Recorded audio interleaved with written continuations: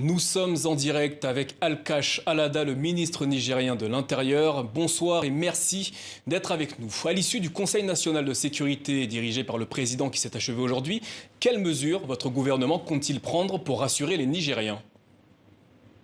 Écoutez, tout d'abord, ce que je voudrais dire, c'est que la première mesure qui a été prise, évidemment, donc c'est une mesure de deuil national de 3 jours.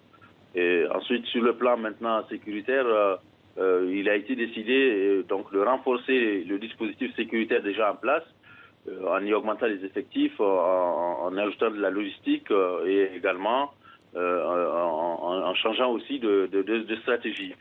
Et donc, il s'agira évidemment pour nous d'avoir un plus grand contrôle de cet espace-là, de ces zones qui sont frontalières du Mali, mais aussi du Burkina Faso, avec des populations parfois, quelquefois isolées, et pour lesquelles il y a un plus grand besoin, évidemment, d'encadrement, aussi bien administratif qu'au plan sécuritaire.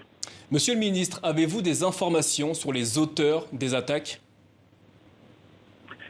Écoutez, oui, il a été identifié, évidemment, quelques-uns parmi le groupe qui sont venus. Il y a certains d'entre eux, évidemment, sont des Nigériens, mais nous soupçonnons qu'ils aient impliqué dans cette attaque des Burkinabés qui ont une tradition, on va dire, d'attaque des populations civiles. Autrement, dans ces zones qui sont les nôtres, les attaques sur les populations civiles ont consisté jusqu'ici à des incursions consistant à réclamer de la zakat, qui est une sorte d'impôt, on va dire, imposé par les djihadistes, mais sans aller jusqu'à à faire des massacres comme celui que nous venons de vivre de civils dans ces zones-là. Donc nous soupçonnons beaucoup une implication et donc ça peut être donc une sorte de tournant, on va dire, de l'intervention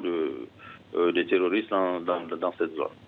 Y aura-t-il un accompagnement pour les populations touchées par ce drame?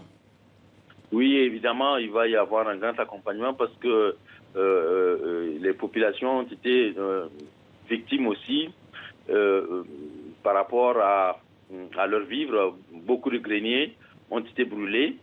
Et évidemment, il va y avoir un accompagnement du gouvernement en termes de vivres, en termes également d'abri et de logement, mais aussi en termes d'accompagnement sanitaire, parce qu'il y a eu quand même également des blessés, qu'il va falloir prendre en charge tout ça. Donc il a été décidé cela. Il a également été décidé de la tenue de forums dans la région, parce que ce sont des zones, on va dire, multiethniques où cohabitent des nomades, des sédentaires. Et donc, parfois, le risque de conflit intercommunautaire existe et nous voulons l'éviter. Merci Alkash Alada d'avoir répondu à nos questions ce soir.